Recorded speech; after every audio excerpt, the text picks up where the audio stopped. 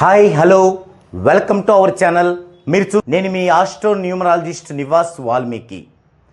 ఈరోజు ఈ వీడియోలో టాపిక్ ఏంటంటే, బేబీస్కి ఇప్పుడే పుట్టినటువంటి పిల్లలకి నామంని ఎన్నుకోవాలంటే, నేముని పెట్టుకోవాలంటే నక్షత్ర పాదం ప్రకారమే ఇప్పటి వరకు పెట్టడం ఆచారంగా వస్తుంది.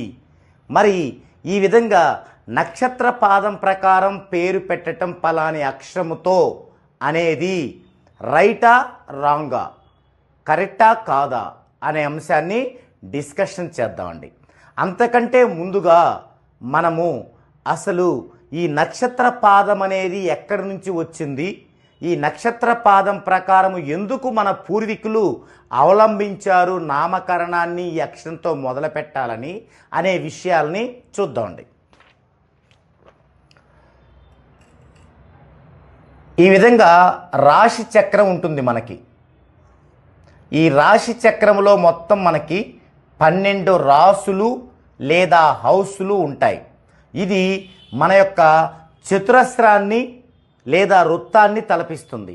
మనకి మ్యాథమెటిక్స్లో చతురస్రం కానీ వృత్తం కానీ టోటల్ యొక్క డిగ్రీస్ ఏంటంటే 360 డిగ్రీలు మనకు తెలుసు. మరి దీన్ని 12 భాగాలు చేశాం అంటే ఒక్కొక్క హౌస్ 30 డిగ్రీలు ఉంటుంది. దీన్ని మనం టైంలో చూసుకోవాలంటే, మరి ఒక రాశి చక్రంలో ఇలా కంప్లీట్గా తిరిగే టయానికి, అంటే చంద్రుడు ఒకరోజు ఇలా తిరిగే టయానికి దాన్ని ఒక రోజు అంటాం. అంటే ఒక రోజు 24 గంటలు, 23 గంటల 56 సెకండ్లు సంథింగ్ ఉంటుంది. అయితే మనకి ఓవరాల్గా 24 గంటలు తీసుకుంటాం. సో ఈ 360 డిగ్రీలు మనకి తిరిగి వచ్చేసరికి 24 గంటలు పడుతుంది ఒక రోజులో, 24 అవర్స్. మరి అప్పుడు ఒక్కొక్క హౌస్లో ఎంత అవుతుంది? 2 అవర్స్ పడుతుంది. ఎందుకంటే మొత్తం 12 కాబట్టి 2 అవర్స్. దీన్ని 12 రాసులుగా విభజించారు. ఈ 12 రాసులు తర్వాత దీన్ని 27 నక్షత్రాలుగా, నక్షత్రాలు 27 నక్షత్రాలను వీటికి పంచారు. ఇలా పంచినప్పుడు ఈ 12టికి కూడా 12 × 9, 12 9లు 108. అంటే 27 నక్షత్రాలు పంచినప్పుడు ఏమవుద్దంటే, ఒక్కొక్క నక్షత్రాన్ని మరలా 4 పాదాలుగా చేశారు. అప్పుడు 27 × 4 ఎంత అవుతుంది? 108.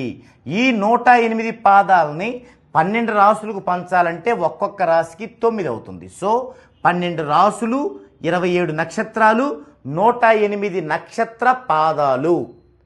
ఇదే మనకు తెలిసిన ఆస్ట్రాలజీ, మనం ఫాలో అవుతున్న ఆస్ట్రాలజీ, మన సాంప్రదాయక ఆస్ట్రాలజీ.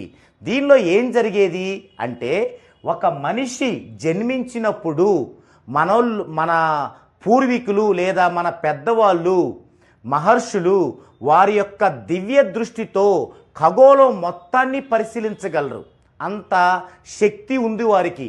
ఆ శక్తితోనే ఒకరు జన్మించినప్పుడు వారిది ఏ రాశి, ఏ నక్షత్రం, ఏ నక్షత్ర పాదం అని పరిశీలించి, ఏ నక్షత్ర పాదంలో జన్మిస్తే ఆ యొక్క పర్సన్ యొక్క పరిస్థితి ఎలా ఉంటుంది అంటే, వారేం చేసేవారంటే అప్పటి వరకు జన్మించిన చాలామందిని అబ్జర్వ్ చేసి, అంటే ఒక 1000 మందిని తీసుకున్నారు అనుకోండి. ఈ 1000 మందిలో అశ్విని నక్షత్రం 1వ పాదంలో ఒక 20 మంది జన్మించారనుకోండి. ఈ 20 మందిలో ఒక 16 మందికి ఒకే విధంగా ఉండేది. సో దాన్ని ప్రామాణికంగా తీసుకునేవాళ్ళు. అశ్విని నక్షత్రం 1వ పాదంలో జన్మిస్తే వీరికి ఇలా ఉంటుంది. అప్పట్లో ఉన్న మన సౌకర్యాల ప్రకారం, అప్పట్లో ఉన్న మన టెక్నాలజీ ప్రకారం ఇదే చాలా ఎక్కువ. ఇది ఎందుకు అంటే, లోక కళ్యాణానికి మరీ భయభ్రాంతులకు లోనవ్వకుండా సమ్ బెటర్. ఏది ఒక 70, 80, 90, 100 ఏళ్ల క్రితం. కానీ ఇప్పుడు దాన్ని అవలంబించాల్సిన అవసరం లేదు. మరి ఎందుకు అవసరం లేదు? దాన్నే అవలంబిస్తే మనకు వచ్చే నష్టం ఏంటి అనేది ఇప్పుడు చూద్దామండి.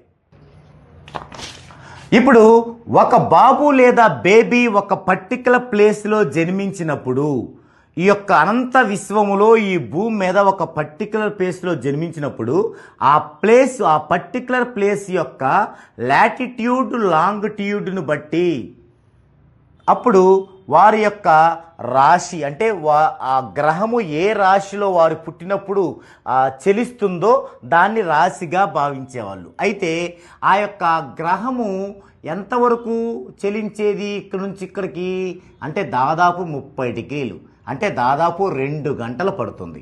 ఏది ఒక రాశిలో.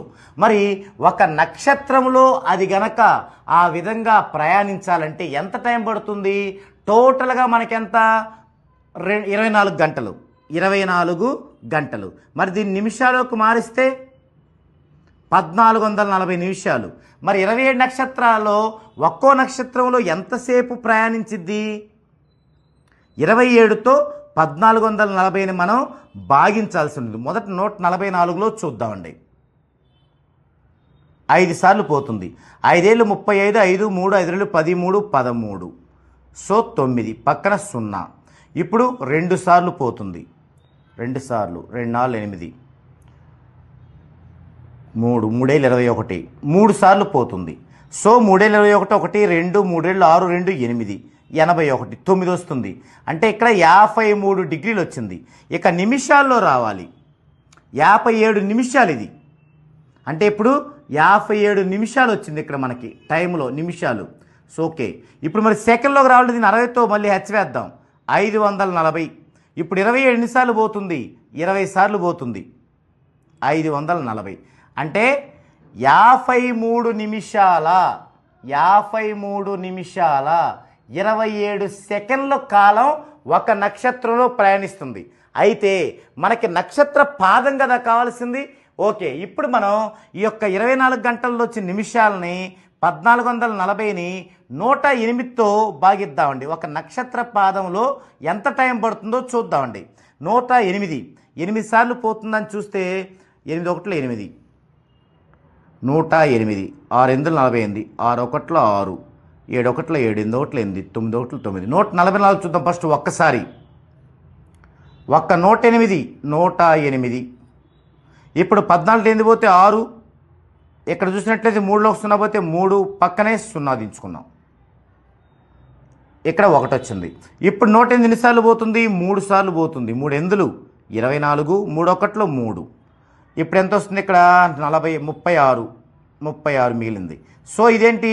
నిమిషాలు. ఇప్పుడు సెకండ్లు కావాలంటే 60 తెచ్చివేయాలి. 6 36 6 3 6 18 3 21. ఇప్పుడు 108 ఎన్నిసార్లు పోతుంది? దీనిలో 2 సార్లు. 2 ఎందులు 16 2 1 2 పక్కన 0 సెకండ్స్. అంటే ఇక్కడ నక్షత్ర పాదంలో ఏమవుతుంది? 13 నిమిషాల 20 సెకండ్ల సేపు ప్రయాణిస్తుంది. ఇది మనకి 100 సంవత్సరాల నుంచి వస్తున్న మన సాంప్రదాయం అనుకున్న విధానం. అంటే ఒక బాబో బేబో జన్మించినప్పుడు ఆ పర్టిక్యులర్ ప్లేస్లో ఆ లాటిట్యూడ్ లాంగిట్యూడ్ని బట్టి ఒక నక్షత్ర పాదములో ఆ యొక్క లగ్నం ప్రయాణించేటువంటి విషయాన్ని బట్టి ఇదిగో ఇతను కారణజన్ముడు అవుతాడు, ఇతను ఇలా అవుతాడు, ఇతని భవిష్యత్తు ఇలా ఉంటుంది, ఇతనికి ఈ అక్షరాలతో పేరు పెట్టాలి అని చెప్పేవాళ్ళు ఇంతసేపు నడుస్తుంది. అంటే ప్రపంచంలో కొన్ని లక్షల మంది పుడతారు ఈ టైంలో 13 నిమిషాల సెకండ్లో. అందుకే చాలా కాలం మనకి ఏవి కూడా పాయింట్ ఆఫ్ రేంజ్లో జరగలేదు. ఇదిగో నీకు పలాని మహాదశలో పలాని అంతర్దశలో జరిగిద్దంటే ఆ పర్టికులర్ టైంలో జరిగేది కాదు, కొంచెం ముందో వెనకో జరిగేది. కొంచెం అంటే కొంచెం కాదు, నెలలు సంవత్సరాల తరబడి. అందుకని తర్వాత మనకి కృష్ణమూర్తి గారు దీన్ని బాగా విస్తరించారు.